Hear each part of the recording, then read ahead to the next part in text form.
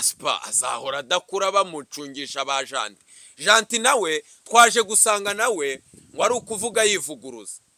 Iyo siyo nkuru njemo yagoyinze Vairo ku mihanda yagize gute? Jantishe de rero nyuma yuko abonye ko abantu bari kurekura nimba MI yicopa yabuminze we ngo ari kwishusho nta giganiro cye tu ku cye kiganiro na Faustinho watwikaga yaje gucendera ngo akoramo ngo yerekana ngo ni Bean Sport ngo ware kwimiriro ngo bakwa ngo saba imbabazi ngo birakwicira kariyeri ngo uri umusiniya bya bindi by'abantu bari mu matimu. He is a loser. Green P is a loser. Green P is again a loser. Arakari nawe nkeka ko abizi. Impamvu ya mbere abizi reka ngo impamvu eshanu. Mu bahanzi bose bari bagize tavuga ngo ari batanu. Green P niwe wenyine uri underdog. Sinitaye kuvuga ko ari we wari uzi kurapa, sinitaye kumenya ko ari we wabandikiraga. As you are talking right now, niwe underdog. Narengere n'ukuntu yavuze ngo atunzwe na nyina yinjira muri famille nanone ukuntu ibindi byose ni ukuri famille sumustar none nituvuga ngo runaka tunzu uyu nituvuga ngo Anita Pendo yaratunze uyu nguyu nta bantu bari muri showbiz nituvuga none se ariko ntago nyina ari muri showbiz namba nawe afite ave byihorere nta kintu yabeshye iya mbere DC Clement ari kuvuga ayo magambo ntago agiye kuririmba incuro eshatu ntago arayimvuta incuro ebyiri kasho yaba yaratewe ubwoba koko kugira ngo ajye gusaba imbabazi ubwoba ngo breaking news mfite kuri Gentil Gedeon ibi byose byo gusaba imbabazi ukuboko kunini influence pourcentage 80%. Yego reka tubashimire kandi twongere tubaha ikaze mwebwe mwese mukurikirana ibiganiro bitandukanye bya Oasis TV1 n'amakuru agiye atandukanye kenshi yiganzamo breaking news ariko uyu munsi ndagira ngo ngiye n'umukada muri kumubona n'ubundi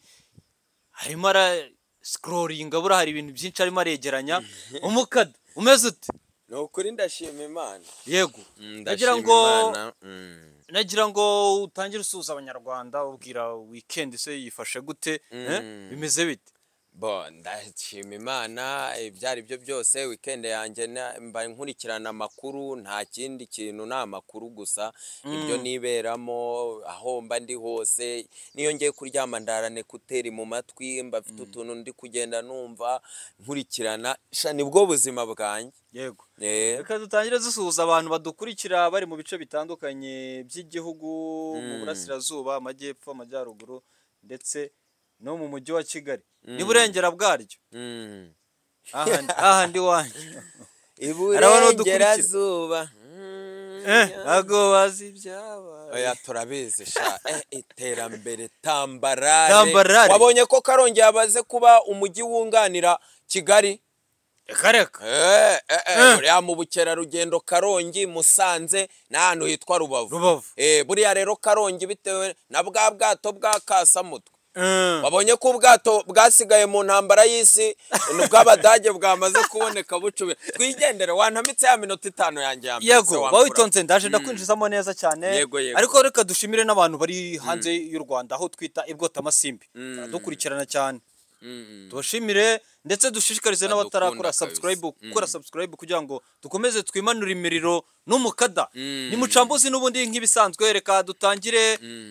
nkubaza ku kigendanye na siporo n'agasegma n'ubundi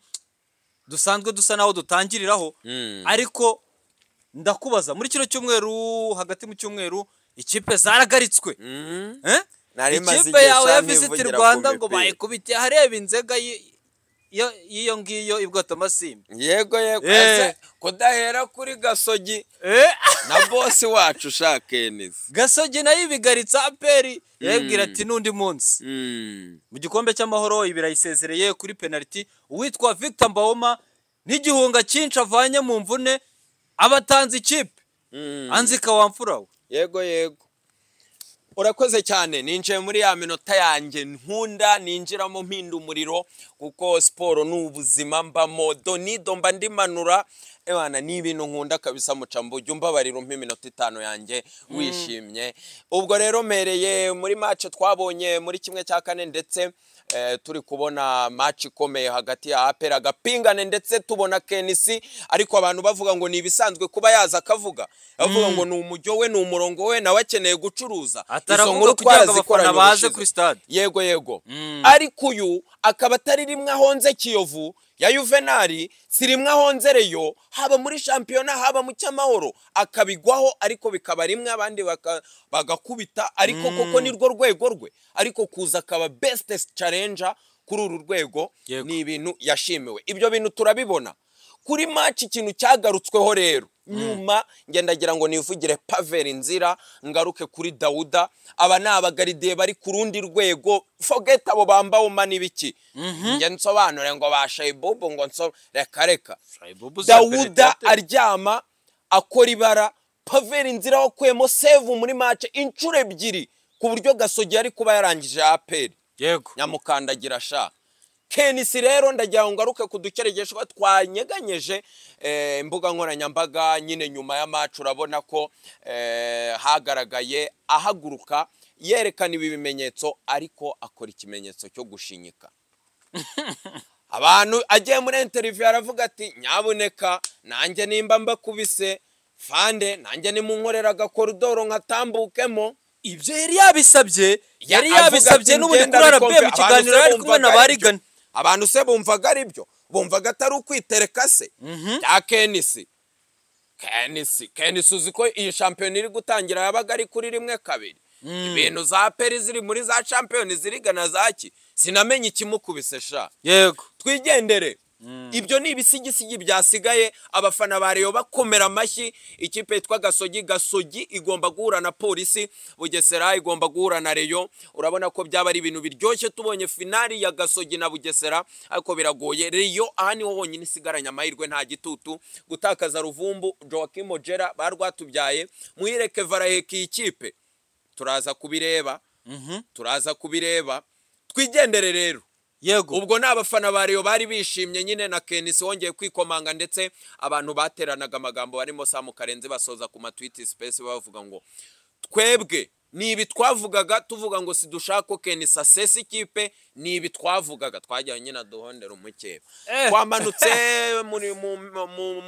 cyumweru hagati muri visit Rwanda mu cyumweru hagati habayemo UEFA Champions League amakipe atandukanye ntago nshaka kuyavuga yose ariko ntago visit Rwanda Arsenal yacu ngomba kuyigarukamo kugira ngo mvuge udukeregeshwa dukeya by the way muri iyi weekend urabona ko harimo match nyinshi zigomba kuba ikomeye mu Bwongereza izahuza Chelsea na Liverpool ku cyumweru izindi ni izisanzwe niyo shock ihari ariko Arsenal yaje kugayika cyane kimwe cy'umunani Arteta agarura Arsenal muri UEFA Champions League ahantu yakuraga amafaranga menshi kuko igikombe cya Arsene Wenger ngo cyitwaga ngo Big 4 ngo gatatu cya kane ngo se ngo ntitwagitwaye aragenda twangisha ikipe pe professor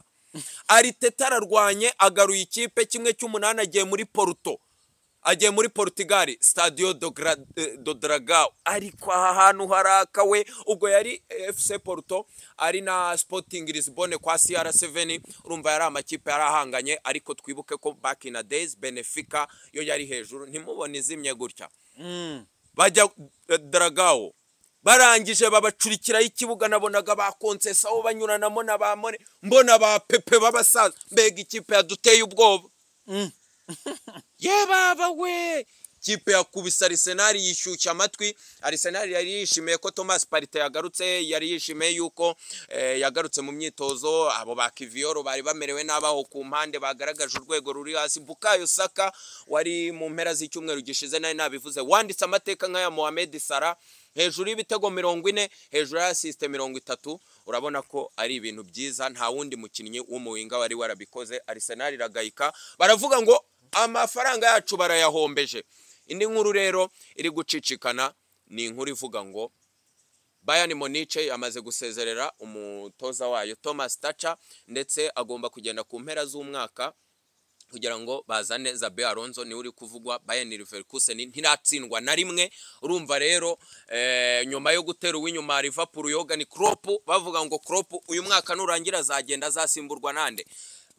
biyenteresa kuri Alonso arabahakanira none Bayani yahise ibisoza Mbappe we byararangiye twigendere ndengeje iminota kutagarutse se ku kigendanye nuko babakubisa akanyafu ku munota wanyu minota ya nyuma y'amataha bagore no ngo ngenze ngende kwamamaza ngo ba Otavio ngende kwamamaza abakinnyi ba Porto se reka twigendere n'ubundi Arsenal irayahombeje ariko iviriye itahuye na PSG cya Bayern cya Real sha Barisa nayo nyine Rwanda ko ribara Osima gahita bacecekesha Barisi gende tuyireba reka twiyanzikire ibyo urenda reka tube tubisoreje aho tubiharire icyenda yongeze muri siporo mpindu mana yanjye twiyanzikire yego reka twanzike na operation y'uyu munsi navuga ko munyemerere nubwo dukoresheje iminota myinshi yego Shabro narahindutse nabonye video y'imbwa yitwa Guruwari ndayikwepa ndagomeza mpura nayo yararikoroje abantu bavuga ati mu deporting igicuru yagumye mu matwi yawe nk'isereri warayibonye iriya video yego narayibonye ariko iriya video bivugwa ko ari y'umwaka ushize mu ntangiriro za 2023 ibyo bavuga byose none ngo baranamufunze ariko niyumviye nge ibyo bintu impamvu numvise ijwi rya Janine ngo nyina nawe ni ariko uriya mwana nawe yaraje arabisobanura ntabwo biriya bintu nyamara Kazungu yarabivuze Kazungu Denis yarabisobanuye Kazungu ahuriye he n'uriya yarabivuze ngo hari abandi bantu ngo bameze nkanye ngo ndasaba ngo kuburanira mu muhezo ngo batazakora ibintu nk'ibyanjye ngo cyangwa nkabe friwa barabyumvise Dani bari ahubwo babikoze mbere y'ahubwo ibyo haribe n'ingero abantu bari kuvuga ikinyarwanda umuntu utasinze utagwirirana ngo fata amashusho akafata icyuma bro oya igihe byabera byose ngiye ikintu cyanganze nuko numvise harimo amajwi y'abantu bavuga ikinyarwanda kumva ngo inkambi uriya mubyeyi se noneho ko yaje avuga ati njemeze neza n'abana banjye bimeze neza ntacyo mbivugaho bikavugwa ko impamvu babivuga gutyo ari uko ngari mukase uriya mwana wakubitwaga byo yavuga byose uriya mwana ni inyamaswa mbabarira Akazungu bari hanza reka bo tubihorere twitangirire na operation yacu y'umunsi ni operation igiye kugarukwaho igarukamo witwa Gentil Gedeon Ntirenganya nyiri Gentil Gedeon official GGO Gentil Gedeon umenyerewe mu gukora ibyegeranyo abantu bakanabimukundira cyane iyo agaruka mu bigendanye na Israel na Palestina akagaruka mu bigendanye n'Uburusiya na Ukraine akagaruka ndetse no hakurya ngiyo Seya na Ukraine uziyo yinjiraga avuga ngo Madamu Gortamey twinjire muri Israel acunca mu cooperation ngo umujinya w'Imana acunca wori kumbwira ibi bintu aje mejo bundi ngo kuko ari byo biri uriya twakunze operation ze za Mossad operation Mossad rimwe kabiri atubwira ukuntu yavuze operation ukuntu babohoje inyanja ituko mana yanyu akagaruka mu bijyanye na Korea kuri Kim Jong Un ibyo byose ni ibintu yagiye akora bya danger uyu ni umunyamakuru wahereye aho bita Ihuye kuri radio ya kaminuza yitwa Sarusi yego yatangiye akora imyidagaduro nubwo abantu bagenda babigarukaho buriya ngo Gentil nguyu ngo yajate Gentil yakoze Sarusi relax urabizi urabyibuka avayo araza abitwa bamwita mucuti wanjye we Eddie Claude Mudengesha ubu nakwibagirwa Mudenge hari nabo bitaba ari Jado wihanganye ejo bundi kapo barabongeraho hariya kuri Sarusi kapo ari mu kizuru imirimo akora irazo yego hanyuma uyu yaje kuza ajya ku gitangazamakuru cya Kigali Today akora kuri Keti Radio ahamara igihe aza kujya no kuri Kiss FM aza kuvuga ati ibi ntabyo reka nigendere kiri imbaraga kuri Gentil Gedeon official hari n'indi channel yakoze ariko ntituzi irengero ryayo ariko yigeze no gukora kuri Yongwe TV ari program manager ibyo byose one on one rero yo nago tuzi byayo uyu munsi wa none rero turamubona ku ishusho TV ari gukorana n'uwo bita Kaspa ndetse n'undi mukobwa bakorana mu gisata navuga ko ari kimyidagaduro ni roundabout harya yego yagarutsweho cyane rero muri iyi minsi ubwo yari yagarutse kwitwa Green P akavuga agenda avuga ibintu byinshi bitandukanye avuga ko uwitwa Green P ari umuhombyi abantu babaramwihaye abonye ko bamwihaye rero araza agira gute asaba imbabazi ndagira ngo uhera aho ngaho winjiramo nanjye nagenda nkukorera mu ngata wamfura we anzika urakoze cyane Gentile Deo ndagira ngo mpera inyuma gato ubu ni meme promotion n'abantu bitwa ba Murungisabe akaba ari we wanamwe influenceje kugira ngo ajye mu murongo yego ngo ajye mu murongo wa YouTube aba ba mwanafunzi ntabyo bazi bakorera rubanda byo nabitanzeho umucyo aba ba munana aba ba munana birirwaga bazenguruka ngo Isango Star ngo bajya aba bamenyereye gukorera abandi tandukanya n'umuntu wigikorera yego Sabe ni rorumo ariko mana yanjye abantu bazajya undi n'umuvuza ndura yaciye inzira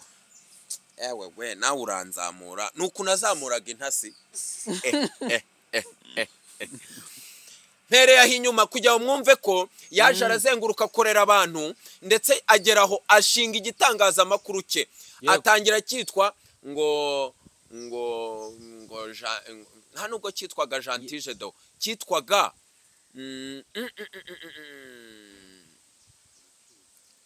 ngo iki ntukatinge mbabarira ibiganiro nakurikirana kuko cyaje kiba Gentile Deo official nyuma cyitwaga nimba ari ubwiru nimba ari ikijambo gikomeye kabisa cy'ama operation za nunza yitwaga ngo baba we karanjabutse pe yego naye numva ntakibuka yego ntago yitwaga Gentile Deo official aho nashaka kugera rero uyu bamushukishije amafaranga munyemerere nanayavuge munyemerere nyavuge bamushikije urumva arakora arakunzwe ariko arebwa n'ibihumbi 12-15 ndetse ama operation yakundwa n'abantu bakunda makuru yimbitse nyine ntago yagendanaga na karabaye n'ama breaking news ndetse biza kuba ngombwa ko uwitwa Uncle Austin yivumbura akigenda uwitwa Sandrine Sheje umuyobozi mukuru abashushikishije Gentile Deo kwikorera kuri radio yekorera sura afite miliyoni 40 zizamura umunara ngo bamuhe access uri kumva aha rero niho bamushikishije ibihumbi magana ya waburetse biri ukazayo bikora nka rimwe mu minsi 3 ya Gentile Deo official ko ubona nta gatubutse ukaza kuri Kiss FM ashimaho biranga bazana abitwa ba Shadow Maxi bazana Rusine biranga abaragiye ariko nawe atagetinga neza ngo agiye kuba buriya rega banavuga ko agomba kuba director kuri Yongwe wamfura we buriya kugira ngo biremere ngo byerekane ko ubwo Yongwe nyine ni bya bikoresho bya rugagi bya TV7 mbangira ngo ntambuke tape pare tape shadani hari abantu baba batarakurikiye abaravuze ngo agiye kuba director yashimyeho ukwezi niki afumyamo Yongwe ngo akanyenyeri ngo ahimba gakandirwa gusa ngo we kugakanda biragoye basebo Erikson bamusebya banuza se bakarejaho mari bose ntibanyuze we yatanze ikirego w'amafaranga yazayabona none nza gukurikirana numva ngo n'ukwezi n'igica ndimo umuntu bamufunga ujye kumusonga ngo n'ukwezi n'igice ngo kaye ngo mfite kareje jihad bose banyuze bayeminyaho bose ngo yarabakije seminyawe wajyanyeho jihad se bagiye no kujyana ku isibo ni muri uko kwa gatatu dufite imiriro myinshi muri uko kwa gatatu twikomereze kuri FM Gentile Deo bidateka birabona projet ntayo aragenda ashyiramo imbaraga aribwo yazanaga 1-on-1 ngo yemfiriwancijwe ngo n'uyu uyu Gerard Mbabazi ngo nawe yabonye inkuru yanjye ngo ndi ngo ni 1-on-1 ngo kandi ngo nzanyikorera ngo kandi ngo nzankora inkuru ntagaragara ngo hagaragara umutume wa mujyo wasabe ashimaho ntago twese twakikorera ngo bishoboke hari igihe dusaba aba boss batuyobora batukangura yego bidateka birabagiye kwishusho ngo ishusho ngwizanye projet nziza ngo Gentile Deo ngo n'umusiniya ngo arayobora abana ngo ba Casper wazahora ari umwana udakura Casper ndamuzibu yaragiye yavajije ububazo budashinga de Beni ngo na Mukamusoni naje ntango umucyo numva ari kubivuga sinakubwiye iyo nkuru bro aza kunsebya muri group atazi ko nyirimo ariko nge mba nkadiri yancecetse ura ntacyo mba mvuga Casper azahora adakura bamucungisha ba Gentile nawe twaje gusanga nawe wari ukuvuga yivuguruza iyo siyo nkuru njemo yagoyinze viral ku mihanda yagize gute reka da ngo buriya nawe ngo yinjiye ngo mu miriro ngo kugira ngo arekure imiriro ngo iri ku rundi rwego ngo yabonye ngo ama operation ngo n'ibiki ngo abantu ngo kuri ubu ngo nukuvuga ukuri kandi aba bose bazi ukuri ntibakuvuga njya mu kiganiro narakubwiye ngo Emirene azanye ibintu byiza afite ibintu yubatse platform afite igikundiro ariko areyusho azarekura Donido ikibazo cya mbere MY Chope eshatu zimaze kuba ngira breaking eshatu za Donido uvuga ati sinari nazumvise aha cyase umukada cyane abandi bakomeye aha barekura mbwira mu bintu wenda yavuze abantu batari bazi yasobanuye ku bigendanye n'ubumuga bwe gakaboko Dani reba hano fasha mucambuze oya urantunguye wapfura nari nagereje nzi ngo ngiye guhangana nawe dore ko wigize umuvugizi wari umuvugizi wa Chopa Chopa ntago banyandagaje ejo bundi ntago nakoze iyo nkuru iyo si nkuru ikindi kintu cyagaragaye yavuze yuko hari inzu Bruce Melody yaguze inzu sinari nabi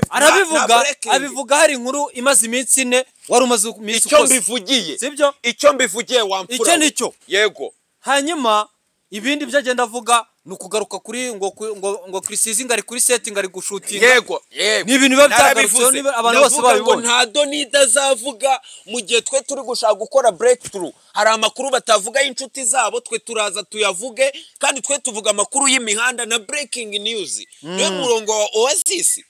amezi 3 arashize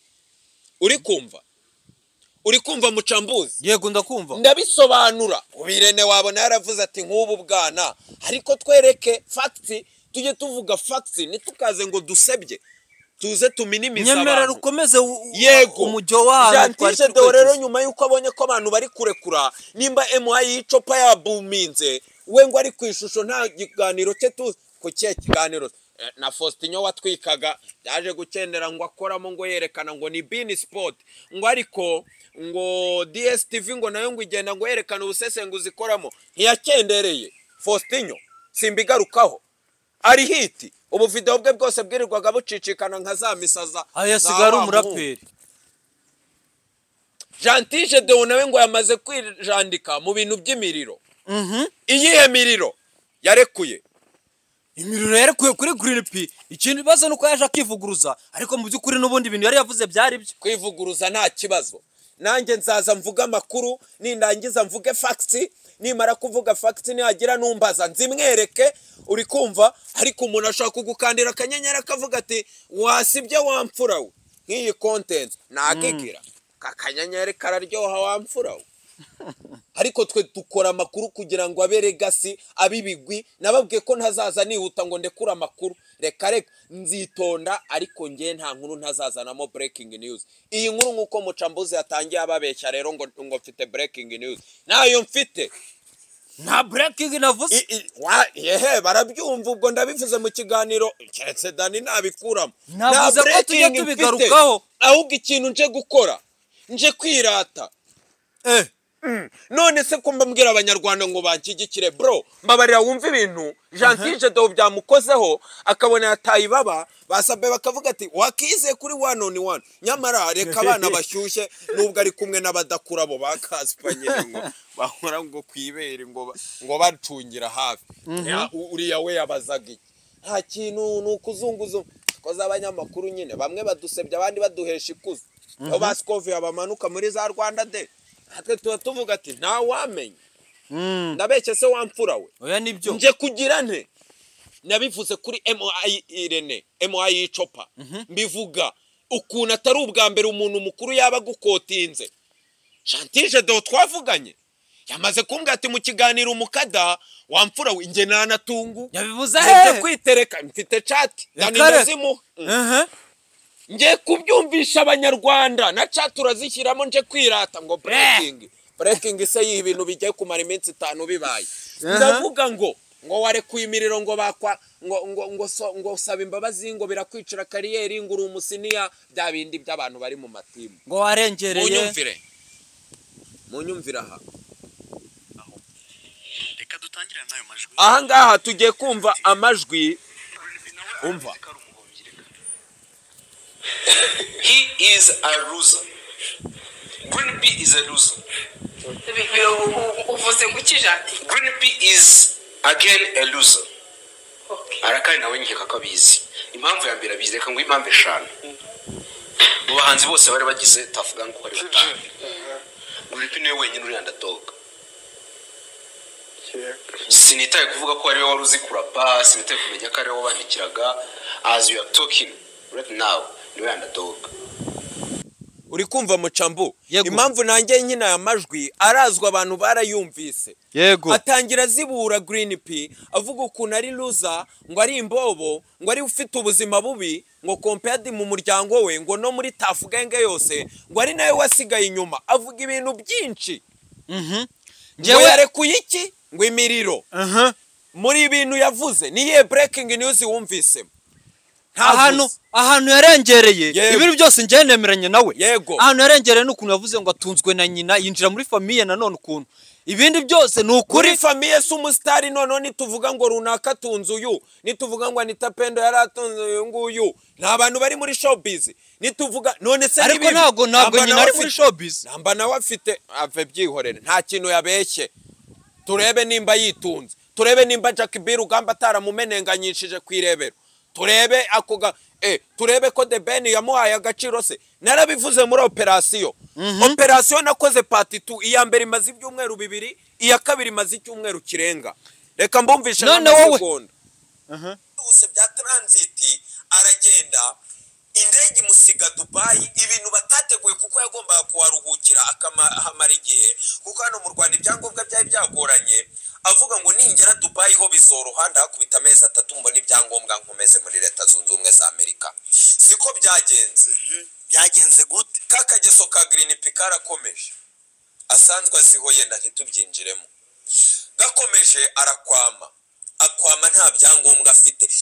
murakoze cyane iyi nkuru imaze kugira comment 63 like zimaze kugera muri 400 maze kurebwa imaze 2 weeks mugende murebe hano kuri Oasis sobanura ngo Gentile de ngwazanye ubwino ngo baramudipotinze nago wabyumvise inkuru yarayirebeye iwanje nge namufakinze navuga ati ntaho utaniye we na Emiren arambwira ati ninde tuvugana mpita nohereza ifoto na screenshot ya kuri Oasis niteretse umwereza ikoranye n'umwirukira imbuzi ahita ambwira ati ni we wamfura akivuga imfura naje mvuga ati aranze shara yego nawe ati grand frère none sobanura ibitsina narabivuze chaka amakuru ngeraho none ninjira mu bwino budasanzwe budakwiye kuvugwa ubwino bukomeye budakwiye kuvugwa nyemerera mvuge gutyo uri kumva ubwino bukomeye none wowe ugasanga Gentile de waho yarengereye ni hehe ntago ndahagera iyi ni operation imaze iminsi 11 message 41 imaze iminsi 11 kuri Oasis ndavuga ngo breaking news byose mwahishwe kuri Green P kujya kubagwa Dubai bafatanywe n'umwana wa Gitwaza biteye ubwoba wa Gitwaza nyine nagira ngo nkashyire mu mwandiko ariko n'umwana wa mukuru wa Gitwaza iyo operation arayikoze vuga amazina ye andi uri kumva baburetse winca mu ijambo ubite nihuta anga ndetse ninjira mu bintu bikomeye Green P yavuye muri rehab Butare yararwaye ibintu yanywaga byaramucagaguye amara sobanura ibyo bintu byose iyo ni inkuru wapfa kuza kuvuga uburwayi uvugira ku muntu atagusabye amafaranga famille yiri kumuvuza sobanura uburyo namenya amakuru y'umuntu we wari umuri hafi ibi bintu bya heroine yivugiye nagiye nyina ayo majwi aragenda ajya kubagwa Dubai kujya bamuhunze n'abajama be atabisubiramo byoroshye harabira henze ni sacrilege ku gihugu meni miriro genda muri comment urebe iki kiganiro none nge nkumvishe ko ngera indani nkazana bwa bukeregeshwa ku buryo abantu baricara bakankotinga nawe ngo yinjiye mu miriro yahise ambwira ati ndakwemera naragukurikiranye kagakeregeshwa kejo bundi kuburwayi no kubagwa nagakurikiranye nicaye ndize ndavuga ati grand frère mu mpere Gentile de wa yego niyo yicara akavuga Irene se abikora ejo nitwe nawe wagezweho nundi niko Philipita yabwiye ijambo ryiza Bruce Melody ndamukunda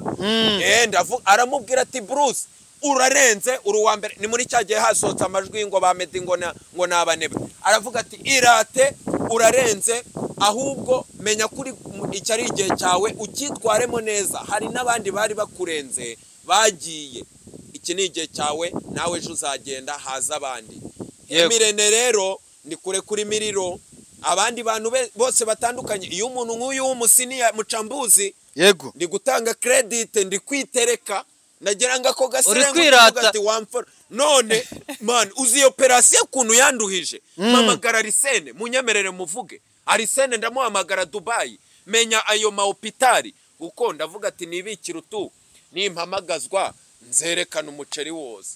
None bose nibarase guhamagazwa. Uri kumva Mucambu wiba bize, turi gusoza operation ntayihari, ndi kwitereka nshima ba grand frère batanga credit ko bo hari ibyo bakoze ubu biri kubara, natwe turi gukora breakthrough tudasinzira dushoraho biri ngombwa. Nge nono nkageraho nkarekura Imiriro nk'iyi nkavuga abantu babakapo nk'aba ngo aravumbuye. Unyemerere ngaruke ku kigendanye nuko uwitwa Gentil Gedeon yamaze gusaba imbabazi akisegura kuri Green P n'umuryango we, akavuga ati mureke dushyire hamwe twubake industry. Uwitwa DC Clement barashara mu zibura arangije aravuga ngo Gentil Gedeon mu Rwanda niho industry ya showbiz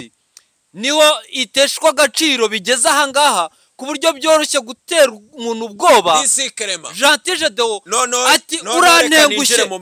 aturantengushe. None si icyo wavuze kitari cyo ni iki? Reka ninjire mu ma breaking news nimba ari nacyo ushaka. Nayo mbanya afite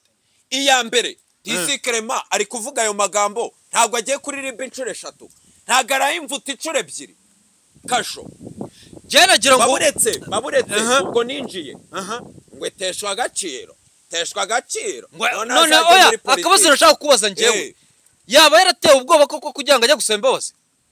Ubwoba uriya ni umugabo mukuru, uriya ni umuntu winjiza amafaranga ayahembwa ku ishusho, ayo YouTube channel ye yinjiza, izo muvoma ze abo bantu yamamariza. Uriya ni umukapo, ntabwo aba bari ku rwego rwo kwiteranya nyine ngo yumvise operation yanjye ngo yumva yarekura, ngo mvuga ngo ibya Jackie B ngo kwirebero ngo guteshwa agaciro ngo mu bukwe manuka mvuye Dubai, ngo nawe yumva ngo arashyuye, ngo akareba intasi hirya no hino zivundereza nk'incarwatsi sha. Aravuga ati nanjye reka ndekura. Uriya wari umujyo wese nibwo amenye kuvuga se. Oya n'influence iyi niyo game turekure. Subiza ibyo nkubajije. Breaking news mfite. Oya bantu nsubiza ariko. Yego breaking news mfite kuri Gentil Gedeon. Ibi byose byo gusaba imbabazi ukuboko kunini influence pourcentage 80% nukubera RMC. Iyo ntago iyo uri muri RMC ufite ikarita ntago ujya muri ibyo. Iyo bibaye ngombwa utanga message, iyo bibaye ngombwa bagusibisha inkuru, ntago bihutira nk'ibi byaribwo ngo imvuto. Kandi nta n'inka yaciye amabere, ahubwo ni ya ethics abagomba kugarita, ndetse abona ko ari ubundi bunyenyeri byamubuza. Ngese ndabura ubuhe bunyenyeri n'ubu ntabwo mfite ngo ndabura ubundi. Twimanukire wamfurawe. Gentil Gedeon turamukengurukiye n'abandi bantu nkuko natwe tuza tugakotinga, nawe uri gukotinga. Yego nyemerera nse nkugaruka ku kigendanye nuko Green P yavuye Dubai. Yagaragaye mu kiganiro kuri RBA avuga yuko ashobora kuzagenda asubirayo akagaruka kubera ko business yamaze kubona uko zikorwa n'ibiki, ariko bikavugwa ko nyine yamaze kudepotingwa. Bivugwa ko yaba yari yasubiye kuri za ngeso ziwe Mucambuti nkuko umukadari yabivuze kwa depote abana naba papa muri game, ariko nabo bivugwa ko nyine yari ya depotinzwe, ariko ndashaka kwinjizamo n'undi muntu. Bivugwa ko n'ubundi bari basubiye ku kabo. Uwitwa White Monkey no yaramaze iminsi ari hehe, ari Dubai. Uyu munsi wa none ari Kigali. White Monkey suzi ko ari uwo muri famille y'ingaga. Ntabyo nzi.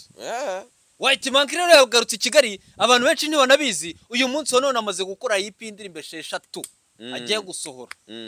Rero bikavugwa ko bari basubiye ku kabo bagahita babwira ngo muvuge muvuyaho. Ibyo biravuga hari ibyo banywe mugende murebere operation, hari ibyo bakoze byatumye badepotingwa ko barahageze badaciye mu bwato bace mu ndege. Kuki badepotinzwe? Operation maze iminsi 11 hari ya 2 weeks hari n'indi maze iminsi 11 ariko none ngo ikibuga cya Dubai ngo cyaranyereye na zandaya zagarutse bari igihugu cy'u Rwanda nitambarare ngo bafofo dance ariko ngo umwarabu ngo agutamika gitwe ngo yakasa mutwe ngo akazana n'itungo ngo amashanyarazi ngo yego asante sana wafura wengira ngo reka dusana uwo mucyo no gushima